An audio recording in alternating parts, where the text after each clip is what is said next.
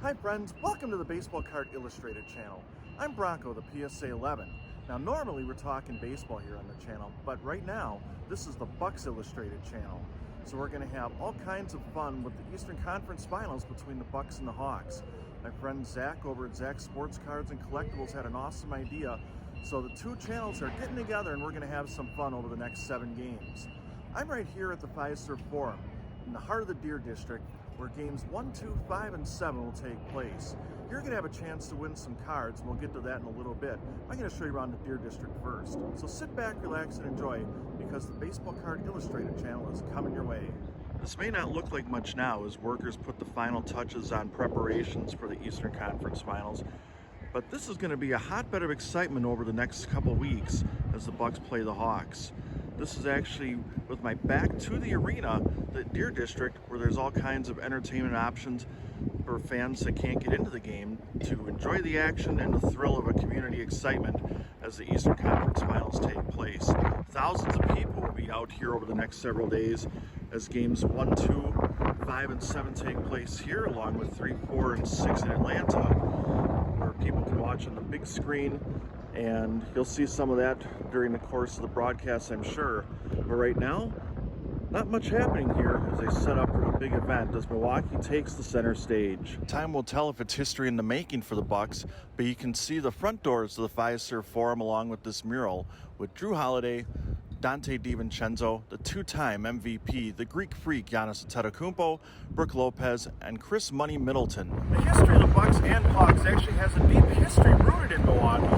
I'm going to take you down the street and talk a little bit about that and why this series has extra special meaning to me. As I begin to walk down 4th Street, you'll see that building way off in the distance there.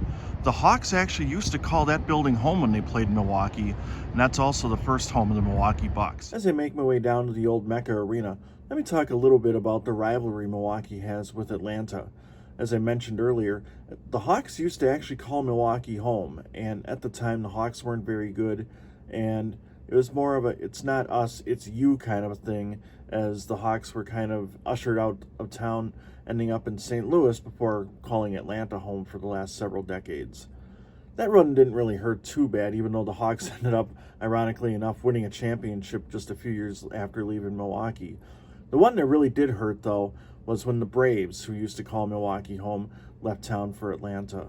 My mom was devastated by that, as she got a chance to grow up watching the likes of Warren Spahn, Hank Aaron, Eddie Matthews, and those great Braves teams that won a championship in 1957.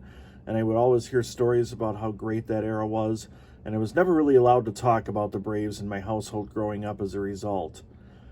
For me, the connection is a little bit more personal on the basketball end of things, because my first favorite player growing up was Sidney Moncrief, and he ended a great Hall of Fame career with, you guessed it, the Atlanta Hawks. And then, of course, more recently, back in 2002, a devastating blow. I was out on the golf course, I got a call from my friend, and he's like, "You're not going to believe what had happened." The Bucks traded Glenn Big Dog Robinson, my favorite player at the time, to the Hawks for a whole lot of nothing. Tony Kukoc and some other spare parts. And that was just a crushing blow. I really never forgave Herb Cole for breaking up the Big Three with that trade.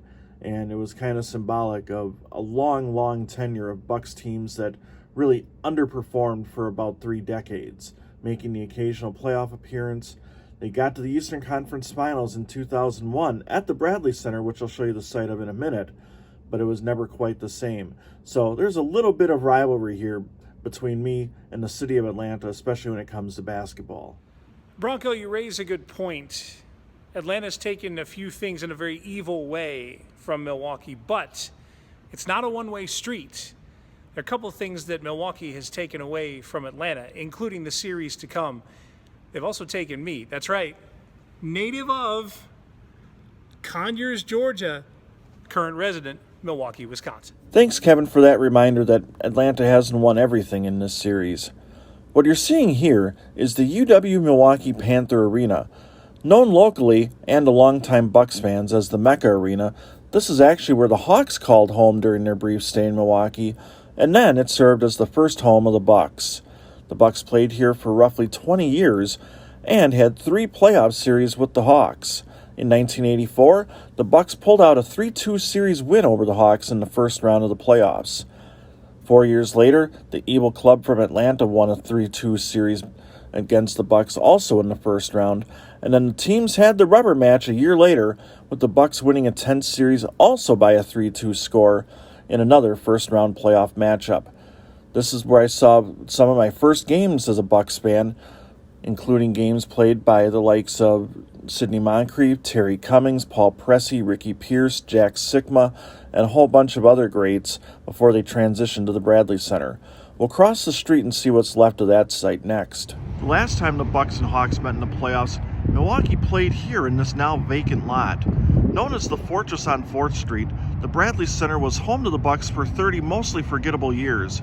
However, 2010 was an exception as Brandon Jennings and a young Bucks squad made a charge in the Eastern Conference and ran into a hot Atlanta squad in the playoffs.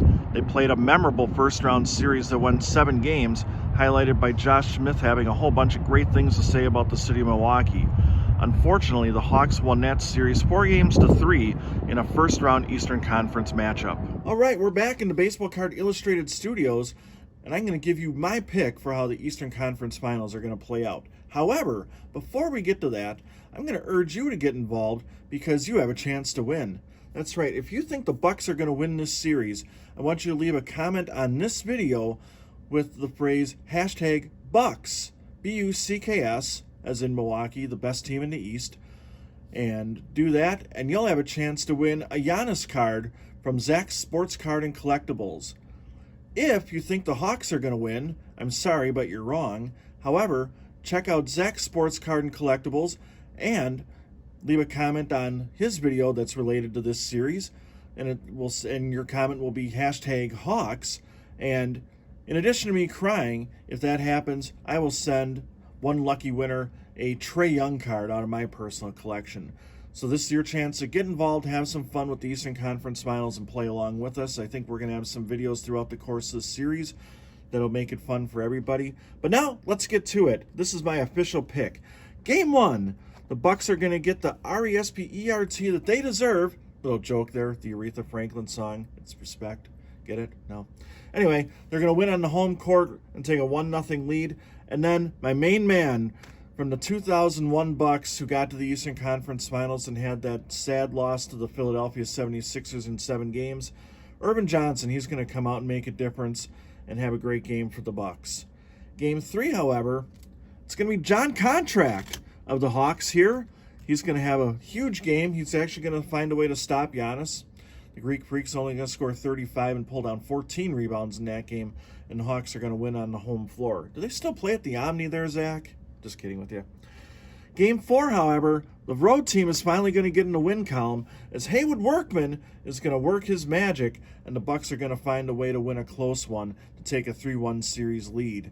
Now, you're probably thinking Game 5, I'm picking the Bucks, they're on the home floor again.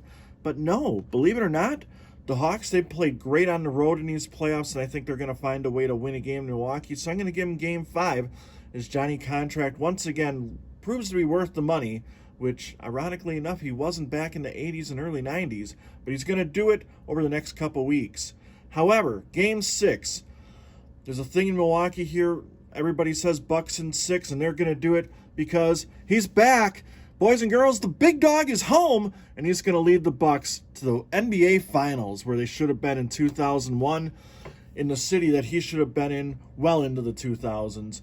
So Glenn Big Dog Robinson, along with Giannis, Chris Middleton, Drew Holiday, and the rest of the crew, are going to head to the finals with a 4-2 series lead. I'd like to thank Zach's Sports Cards and Collectibles. I've got a link there on this video. I want you to go check them out. And even if you don't think the Hawks are going to win, which proves that you're correct, check out great channel. He had this idea. I think it's been a lot of fun. I hope you've enjoyed it. Definitely, if you're a new viewer to that channel, go ahead and hit the subscribe button. They do a lot of great stuff. I really enjoy that channel, and I'm pretty sure you will as well. And if you're new here, I'd like to thanks for checking us out. I hope you enjoyed a tour of Milwaukee and the Deer District, and that you enjoyed the series, and consider giving Kevin and I a sub as well.